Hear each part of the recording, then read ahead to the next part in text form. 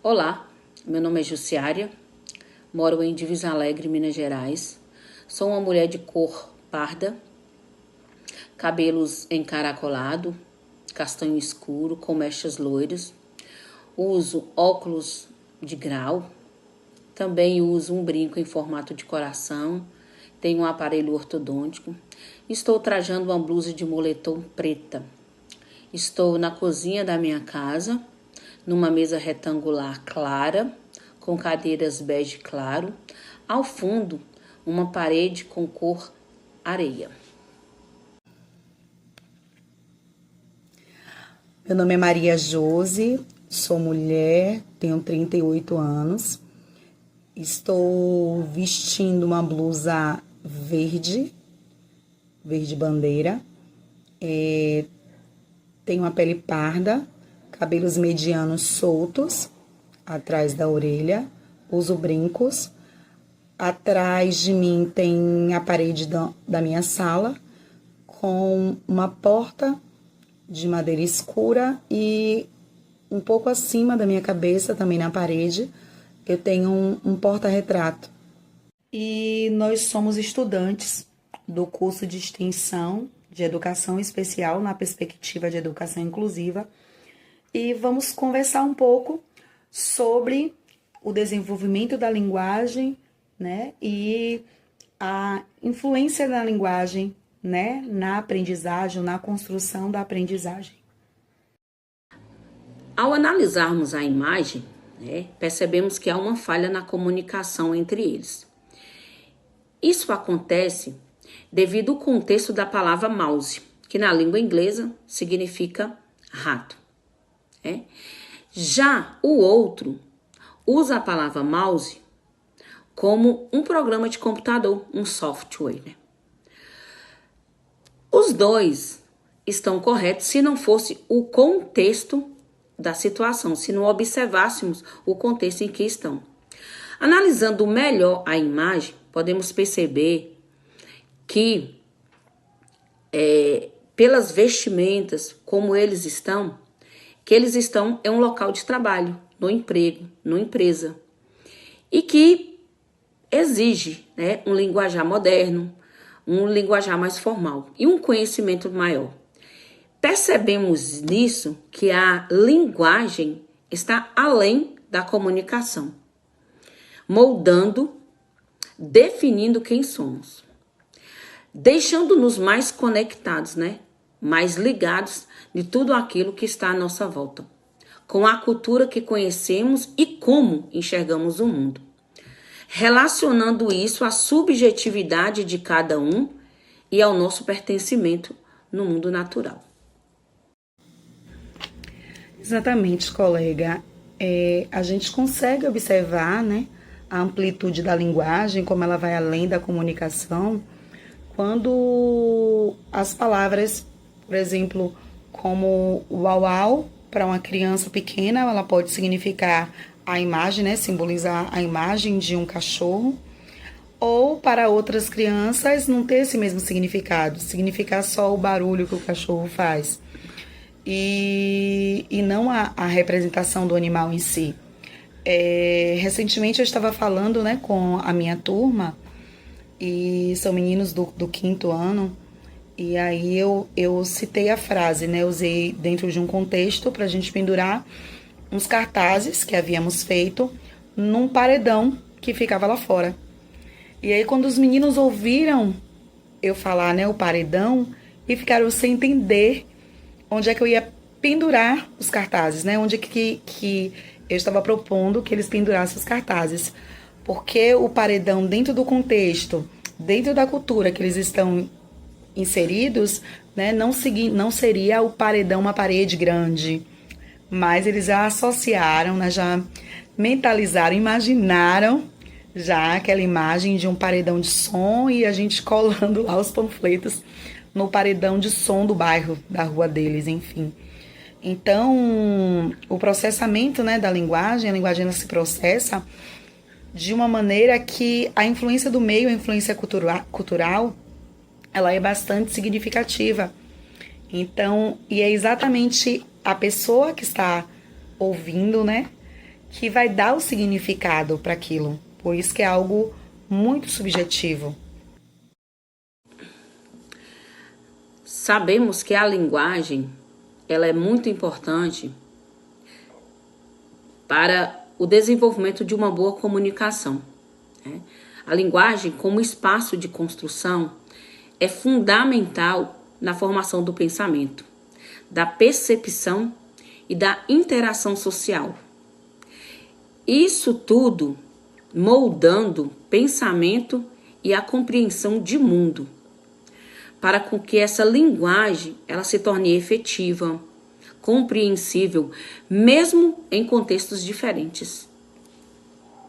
Eu vou compartilhar o áudio da minha filha Maria Júlia, que ela tem 3 anos e carrega um pouquinho, né, desse contexto aí da linguagem, os significados para ela, traz às vezes uma certa confusão, mas ela traz na fala dela, né, o afeto, ela traz na fala dela a preferência dela, ou o jeito, né, de que eu ensino ou que eu falo com ela um pouquinho. Vejamos. Dessa fruta. Ciselinha. Ela é que cor? Laranja. Você gosta? Parece mais. A laranja é. Laranja com laranja. Mas isso é uma tangerina ou é uma laranja? Ciselina. Assim, né, a gente percebe que não há uma neutralidade na linguagem, né? E não há uma neutralidade na linguagem, e Vygotsky chama isso de dupla mediação semiótica, né? Representada pela mediação simbólica da realidade que está relacionada à forma como acessamos o mundo, usamos signos e dos símbolos que usamos para representar as coisas, e pela mediação que o outro, né, que a gente aprende, que dá sentido às coisas, em relação do outro. E é através dessa interação que a linguagem ela ganha sentido. Então, uma criança ela pode ver a barata e fugir da barata, né, subir em cima da cadeira, em cima dela com o chinelo para matar, ou até mesmo brincar com ela, levar na boca, colocar o animal como ser sagrado, depender da cultura, né? Vai depender de como o outro apresentou aquela figura, né, aquele símbolo, e sempre vem carregado, né, de emoções que foram transmitidos através daquela linguagem.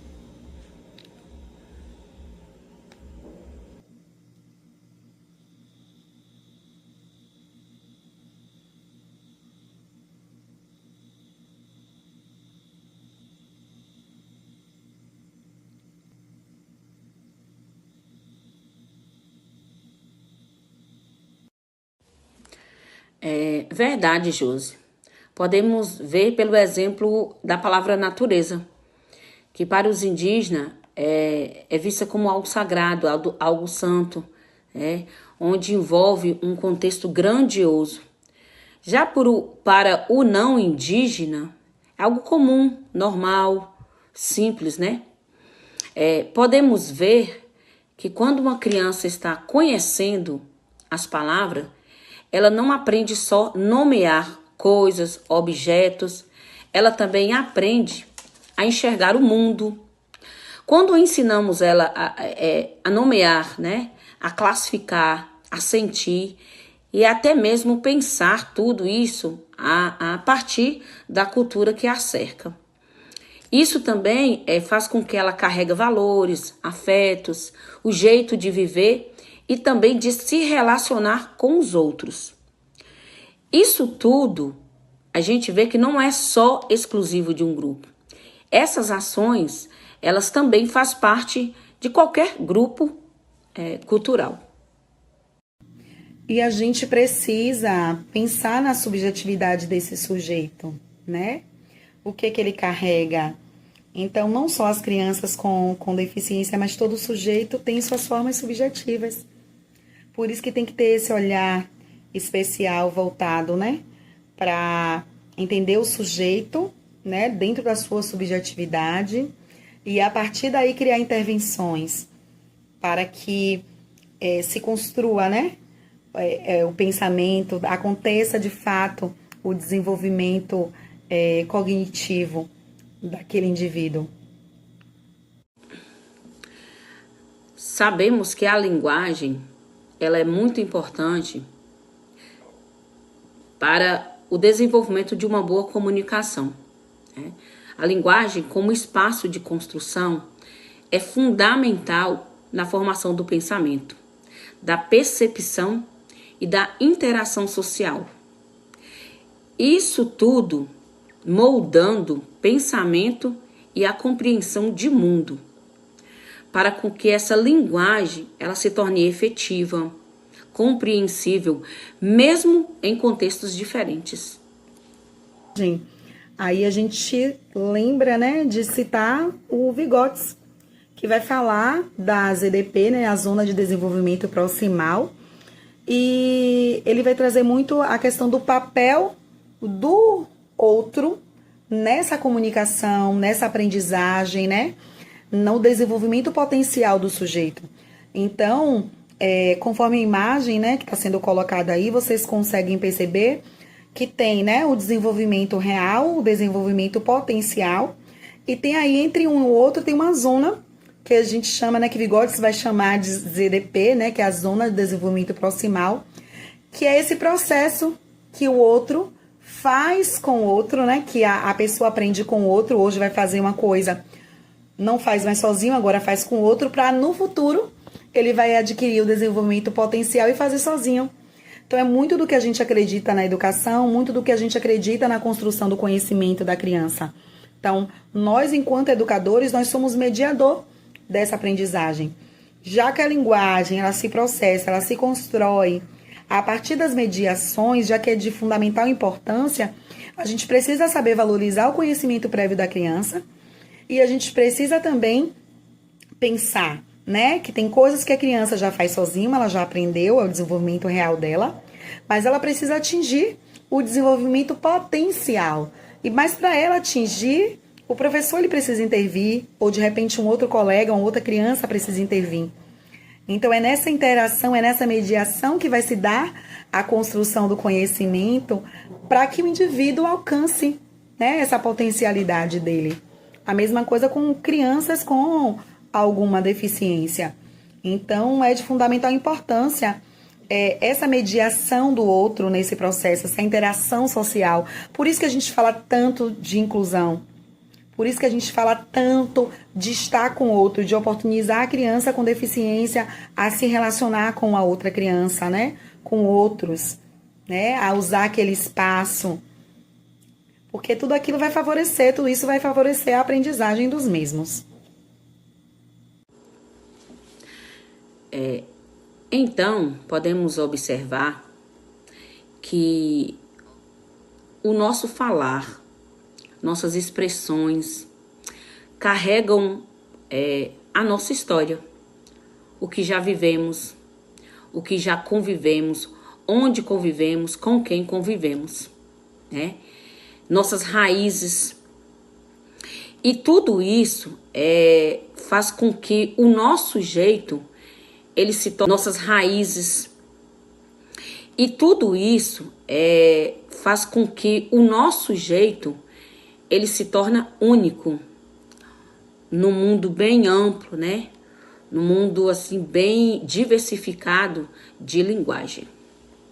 E assim a gente finaliza, né, essa conversa sobre o desenvolvimento, né, da linguagem, sobre a construção, né, do conhecimento, a construção e o desenvolvimento cognitivo, né, dos indivíduos, lembrando desse papel, né, de mediador, lembrando de todo esse processo, como é que se constrói, né, essa trajetória e essa valorização da subjetividade do outro. E a gente gostaria de agradecer, né, a todos vocês. Ensinar não é transferir conhecimento, mas criar possibilidades para a sua produção ou a sua construção. Quem ensina, aprende ao ensinar, e quem aprende, ensina ao aprender. Paulo Freire. Ensinar não é transferir conhecimento, mas criar as possibilidades para a sua produção ou a sua construção. Quem ensina aprende ao ensinar, e quem aprende ensina ao aprender. Paulo Freire.